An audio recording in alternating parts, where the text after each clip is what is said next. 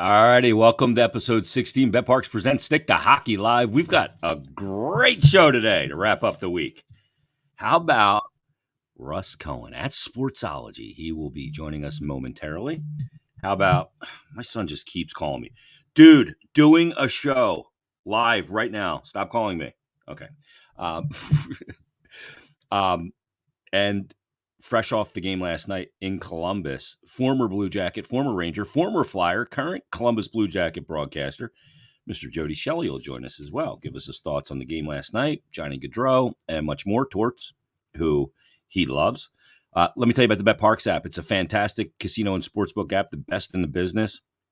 Download it. It's easy to use, easy to navigate, easy to deposit, fast payouts. You can bet on everything from player performances, same game parlays, live in-game betting, boosts, you name it. It's all there for you, whether it's college or pro football, college or pro basketball, hockey, golf, Formula One, soccer, international soccer, you name it. You can bet on all of it on the BetParks app. So grab it today, and you're gonna love the experience.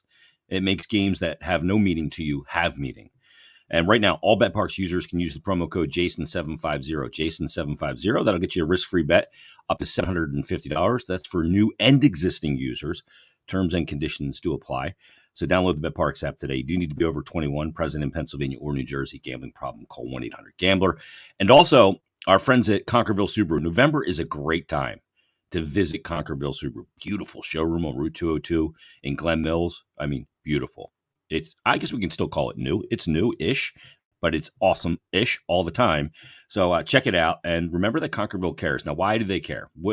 How can you put that little saying on your slogan and have it really mean something? Well, here's how. It's really simple. The work they've done in the community, and they continue to do, is unrivaled, unmatched. Matter of fact, they were the first Subaru Nation Love Promise Dealer of the Year winner back in 2015, the inaugural. They continue to do great work with the Namor's Children's Hospital of Delaware. They continue to adopt 15 classrooms at Marcus Hook Elementary School, donating $500 for the teachers to pick up classroom supplies for their rooms. They continue to the donation of thousands of coats to La Humanidad Hispana in Kennett Square. They've done that for 10 years, and they're doing it again this year. Great work in the community. They have attached themselves to the community in which they reside, and that's great. So visit the showroom on Route 202 in Glen Mills. Check out the certified pre-owned inventory and a list of incoming Subaru vehicles. And it's more than a dealership. Great service department where you get a free car wash with every visit as well. So I can't recommend it enough. ConquervilleSubaru.com. Check it out. And go to the showroom on Route 202 in Glen Mills. And remember, Conquerville cares. Speaking of cares, here's a guy that he cares. He cares about it all. He's the best. It is Russ Cohen at Sportsology on Twitter. What's going on, Russ? Hey, Jay. Just to let you know, totally unsolicited, I do have a Subaru Outback. I didn't get it from them, but I have one. Oh, nice. It's great cars. It's a great car. Totally reliable. I feel like I could drive through anything with that. That's it. And That's it's safe. It's very safe. Very safe. That's the one thing about Subaru vehicles. They are incredibly safe and reliable. What's going on, Russ? How you been? Good. Yeah, I'm covering the Five Nations here in Michigan. It's a key tournament pre-World Junior to kind of get a glimpse at a lot of the guys who are going to play in the World Juniors and eventually get drafted. Since I am not going to be in Halifax this year, I'm here now. Okay, good. You're looking at World Juniors and this draft class.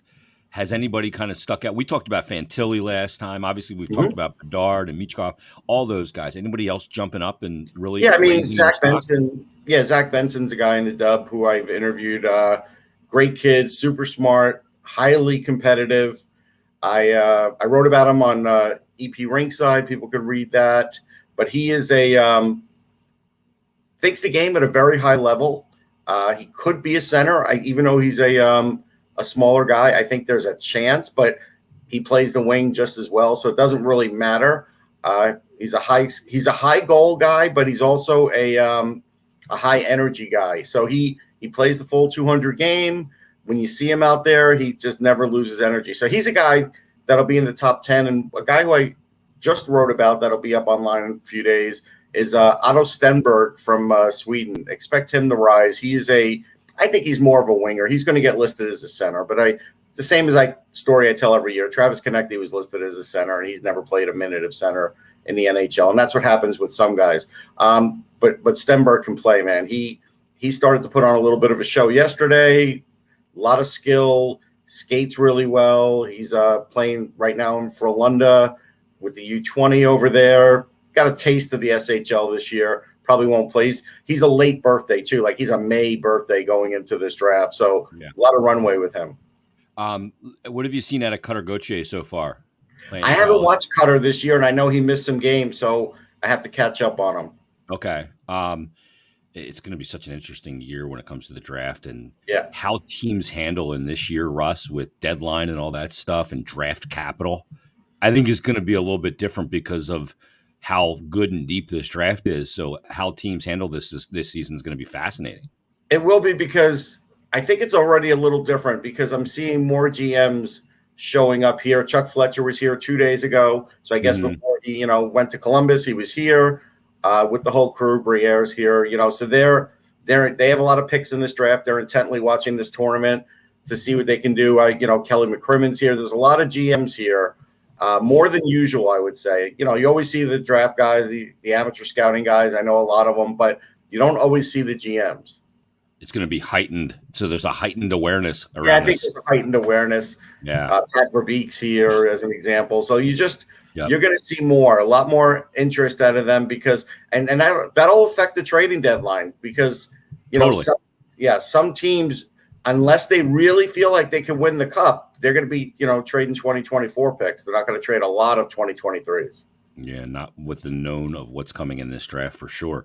The Flyers are in Columbus last night, Russ. They go into that game against Columbus, and we're going to talk to Jody about this when he joins us in just a couple moments. Columbus off to a horrific start to the season. But I always say this, Russ, like last night's game didn't change my impression of what the Flyers are. Just like the game on Tuesday, the 5-1 win over St. Louis or the 2-1 win over Ottawa didn't. I'm not changing anything based on where I was preseason at this point. I don't think I should. But, you look at that game last night. It's not always who you play. It's when you play them. And they go over on Finland. They lose 2 games. Their season's hanging by a thread. That game was really important for Columbus last night. I think it was a chance to reboot their year. And you got a diligent effort. Plus, you handed them a couple pucks and basically handed them 3 goals. Yeah, super, super big game. You knew Gaudreau. I had, done Locked On Flyers before that game, previewed it, and I knew Gaudreau would have a big game. Gaudreau was definitely there to show the Flyers what they missed out on. Like, there's no question there's still a little bit of that, and you could see it after that goal. So, that was to be expected. Those turnovers weren't to be expected, and honestly, the thing that I felt fell flattest for the Flyers was the fact that for the whole third period, they only had 4 defensemen, Columbus, and the Flyers really did not take advantage of it like they could have. They were swarming a bit and they got a goal and they got it to 3-2. But even with the man advantage, they were horrible. Like Columbus, Gavrikov went out at one point. They were down to 3 defensemen, but Columbus really just killed them when the man advantage was there. Korpisalo had a really good game. And because Merzlikins has not had a good start to the season. So, that was a key too. Maybe it's that mustache. He's kind of got like this Deadwood kind of mustache. Have you noticed that? Yeah. I like it too. But I couldn't pull it off, but I like it. No, I couldn't pull it off either. But that was a massive win. But it also was a game that showed that, yes, the Flyers definitely caught the Blues at the right time. They were mentally fragile, and you could see it. This one, I knew Columbus was going to give the same sort of desperate fight that the Flyers give every night. And honestly, after the first empty netter went in, the Flyers ran out of gas. Like at that point, there was no more gas in the tank. Well, that was a long-distance phone call on that empty netter, the first one, too. That was 200 feet. I mean, geez. Those guys have been working on those long bombs. The thing about the game is I thought that they did a lot of good things in the game, but the mistakes that they made, turning pucks over just inside the blue line to the middle of the ice is such a huge problem. And I think that, Torts didn't meet with the media after the game. I don't know why. Do you have any? No, none of us know why. I saw it from both sides. He just had a backpack and he left the building.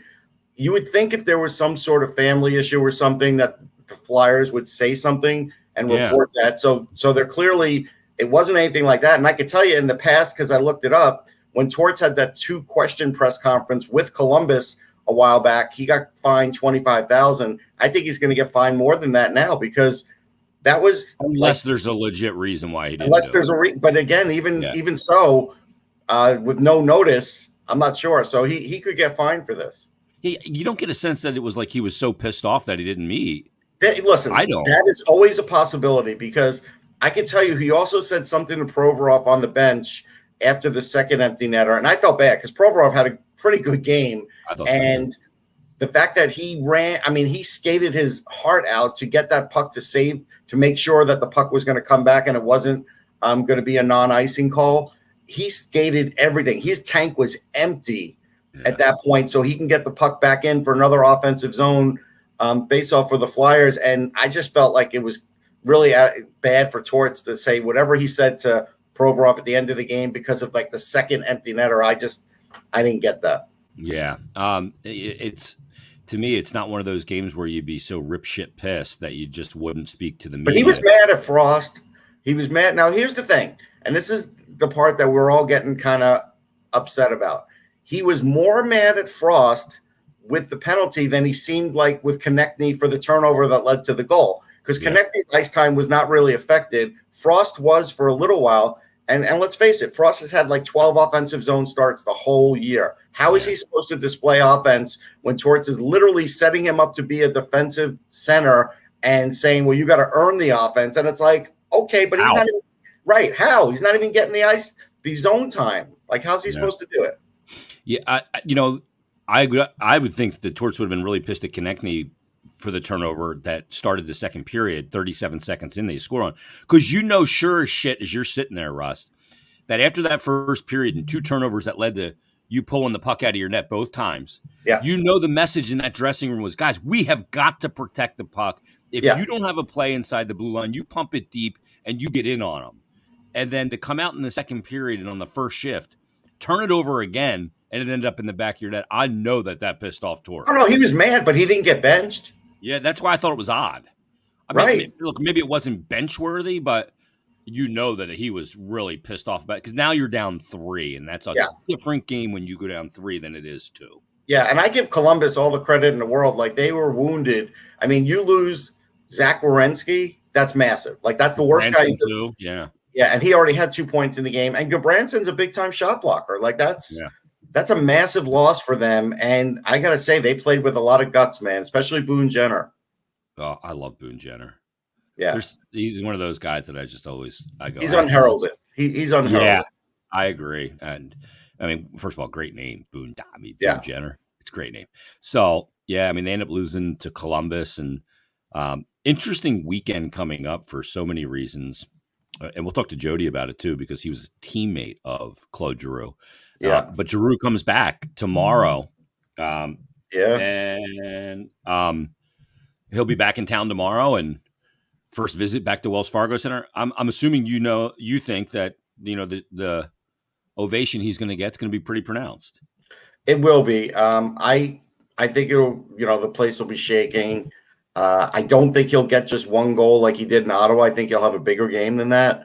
Mm-hmm. I think that I know some people are like, well, he'll either be overcome with emotion or have a great game. Listen, this guy knows how to turn it off. We've seen it. He'll play his best. He's been playing good all year. So it's really not a big stretch for me to say that. But I just feel like this is a dangerous game for the Flyers because there's a lot of pressure on Ottawa with DJ Smith and Dorian. They spent money. They're not getting the results they'd hoped. And in Canada, they blow everything up. And right now, lately, even though it's like 2 in a row, you would think it's 10 in a row. So they're going to come out like with their hair on fire too. And it will be very interesting to see how that's handled by the Flyers. Like how they handle them early, I think will be a big deal. Yeah. And the other part of it too is, do you play Hart on Saturday? Do you play Hart on Sunday? I want them to play Hart on Sunday because I want to see Hart Ottinger. Yeah, is Ottinger back from the injured list? I know he was injured. I'll have to check on that. I have to check on that. But I would rather see him on Sunday too. Yeah, but again, it's the return of Claude Giroux. There he is right now. He joins us from beautiful Columbus. I always love Jody's background because he looks like he's got deer prancing in the backyard and it looks good. Peaceful Serenity Estate out there at the Shelley Estate. What's going on, Jody? Oh no, we can't hear him. Uh-oh. Oh, he's muted for some reason. I'm gonna unmute you. There you go. Go ahead, Jode. Oh no, why can't we hear him? Not sure. Oh, it doesn't have his mic muted. Jody, there might be something on your settings there or something that has you muted for some reason. I don't know what it could be because he's on his phone. Yeah, I'm yeah. assuming he can hear us. Yeah, I would think Let me so. see if I can click something here. Edit mic settings. Echo cancellation. Well, we're all good there. Jody, I'm gonna kick you out, and then Yeah. now his mic is like turned off again.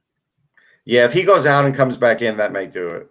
Can't unmute desk. Their mic isn't connected. All right, I'm gonna boot Jody out. Yeah. And log back in, Jody, because maybe that'll open up that thing. So I kicked them out. Yeah. It's technology, I'll tell you. I think it could drive you crazy. Unbelievable. It could drive you crazy, man. Yeah, so we'll see how this plays out this weekend. It's not like they're in the midst of this murderer's row of schedule. No, but these are dangerous games. Look, let's face it. They never play well against the Dallas Stars because the Stars are big and fast. Big and fast. I think I can hear him now. Okay. Hey, there he is. What's going on behind you there in the old serene setting of the Shelley household? That's the backyard out there, yeah.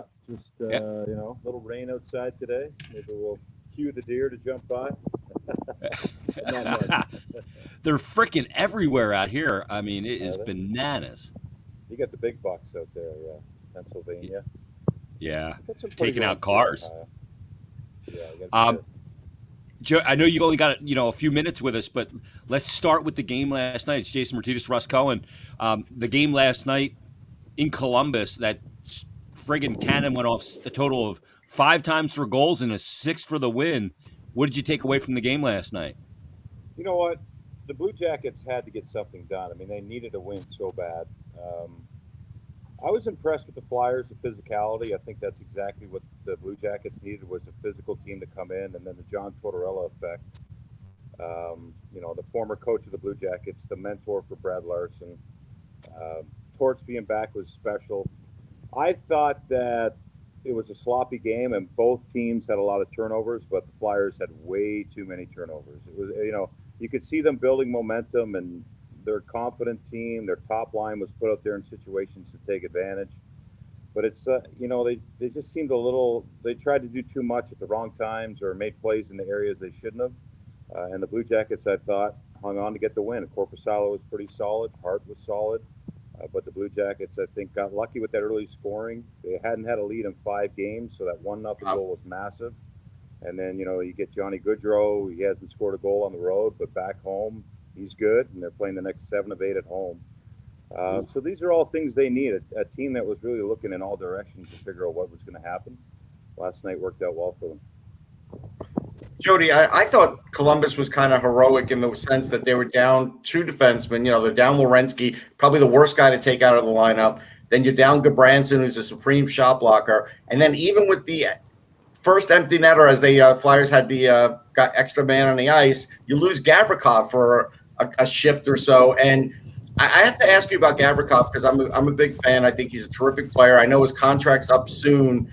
And with all the signings, do you think they're going to still be able to keep him? Because I think he's an important guy for that team. You know what, he is. Coming into the season, I wasn't sure.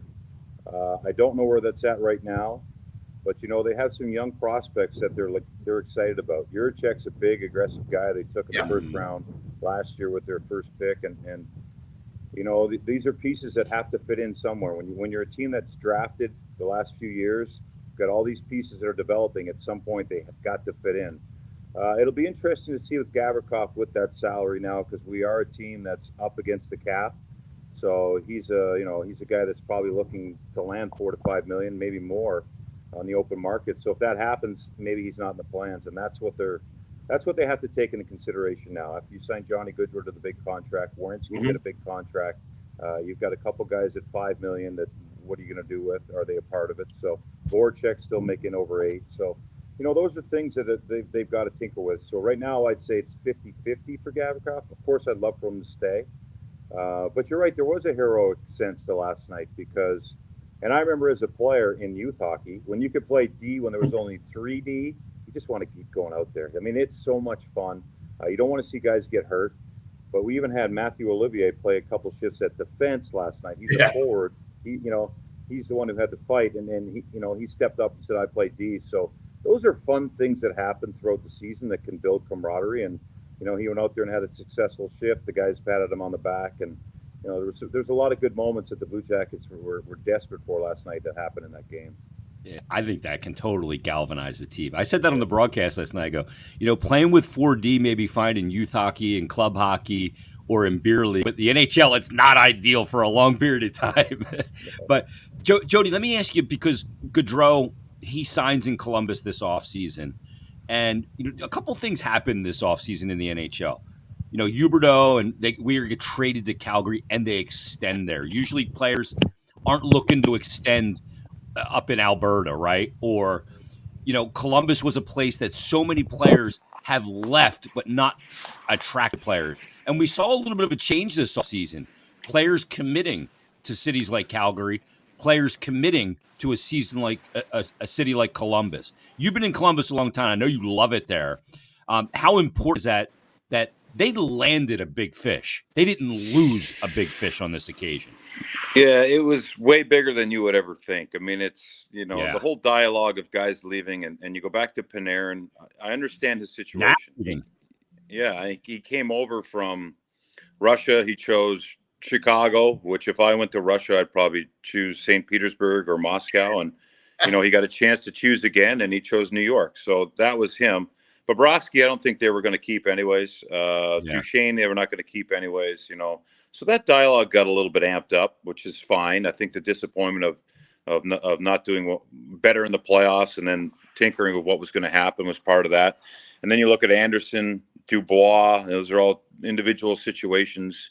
But it was huge here for Johnny Gaudreau. I mean, it blew the doors off the marketplace. The whole city, people that are fringe fans, people that aren't fans, people all over the world were very interested to see what this was all about. And I think for us that have been here in Columbus, it gave us a great sense of pride again to people. We understand what it's like here. It's fantastic, but it's not the big markets. It's not the big metropolitan cities. And, we're fine with that. So it was a massive thing for the Blue Jackets to land him. But it's also created a lot of expectations, which has made this poor start even a little bit hard to take. Jody, I am a guy who follows prospects. I'd seen a lot of Kent Johnson before his draft year and after. And I just want to ask you how you feel he's developing. It's funny because, as you know, as an NHL player, former player, you have to get a chance somehow. And it seems like if the Line A injury doesn't happen, he doesn't even get a look that early in the year. But it did happen, and he started to get that look. He made the team. There was some depth here. They had to send some players away quicker than the players thought they were leaving. He made the team. He got an opportunity.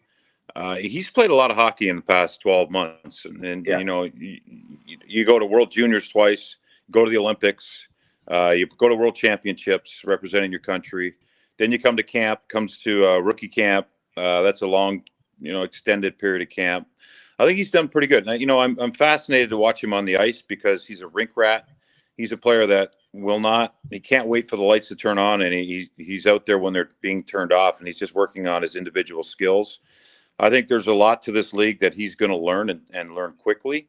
But, there's a sense that, is he going to play center? Is he going to play the wing?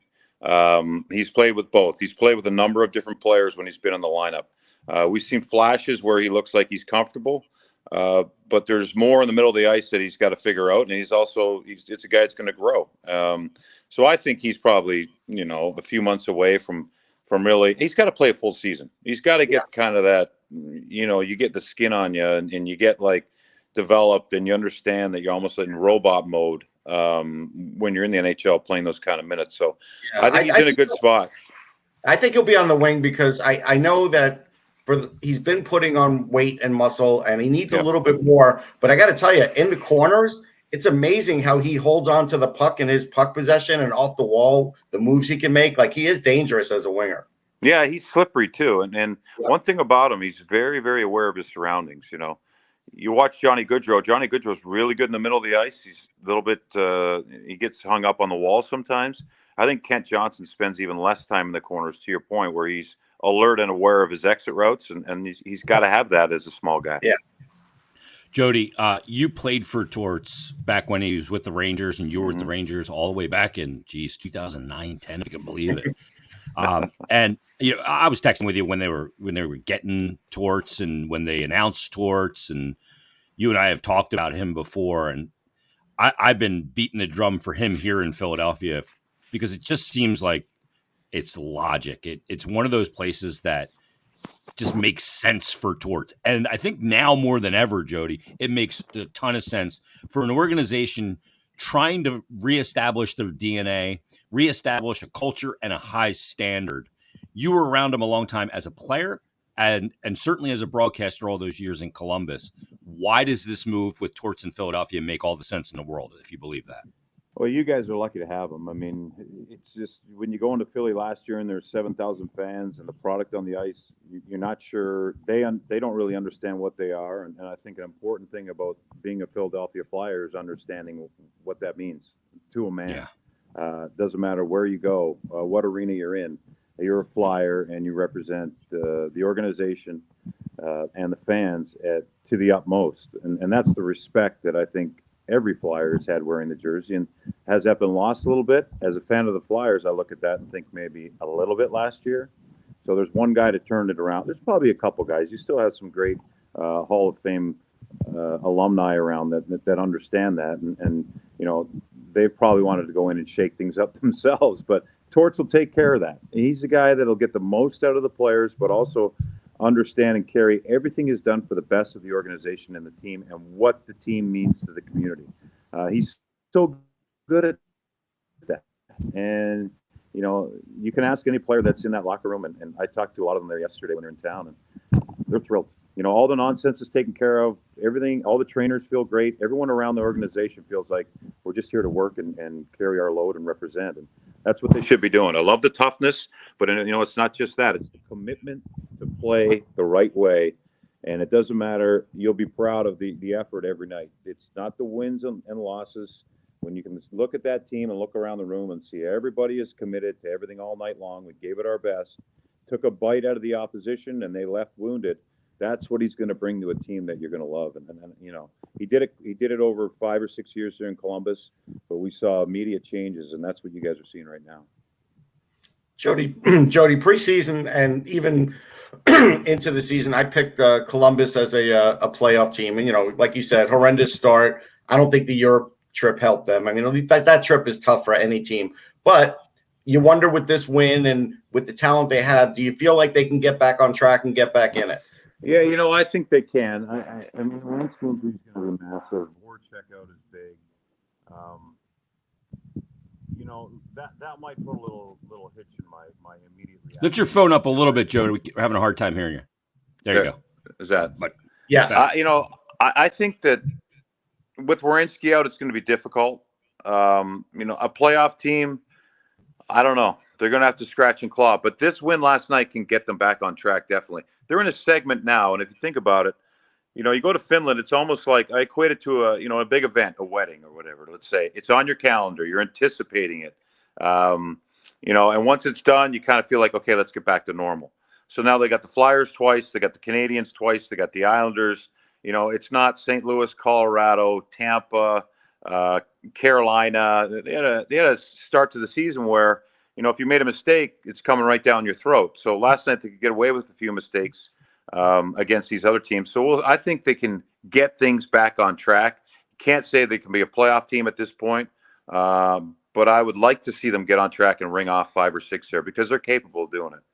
Yeah, and last night I think was that game a chance to reset their season after what's been a frenetic start. Jody, get to the airport. I always appreciate you coming on, man.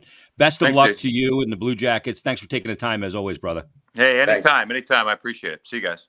There he is, Jody Shelley. Well, actually, Jody, you available next Wednesday because the Flyers play Columbus Tuesday. That's funny. I like that he brought up Juracek, and that's why I did bring up Gavrikov because I know at some point there's going to be a decision to be made, and I got to tell you, Gavrikov, if he gets on the market, that's at the trade deadline, a lot of teams will be after a guy like that. So they could get a decent haul for him. but he's also not that expensive. So I think they should find a way to keep him. Yeah. It'd be interesting to see what happens here. They are a team that's up against the cap now because of that signing of Gaudreau, but he's lit that market on fire. But like Jody said too, Russ, when you sign a player like Gaudreau and you have a line A and you have some good players there, expectations. Oh yeah, come along with all that. With the price tag and the pay that you're paying high end players comes the expectation. Yeah, that's the one thing the Flyers are lucky about is the expectations were super low to start the season. Even with Torrance, they overachieved for a while. So right now, the record's good. The fan base is sort of satiated, although they're probably waiting for the bottom to drop out, whether it happens or not. But the expectations were never set high, and Torrance did a good job with that. No doubt about it. What's on sportsology.com right now? People can check out Russ. I did an article about the speed at the Five Nations. That is up there. On a place called Full Press Coverage, I did a article about the baseball free agents. So Jacob deGrom, I mentioned him. I mentioned Trey Turner to the Phillies. So I wrote about a few things like that too. Awesome. Follow Russ on social media at Sportsology, sportsology.com. Enjoy the trip out there, brother. We'll be talking soon. Thanks, Jay. See ya. There he is, Russ Cohen, the man. Great stuff as always from him. Appreciate him joining us on the road. Jody Shelley as well from Columbus. And another fun edition, episode 16 of Bet Parks Presents Stick to Hockey Live.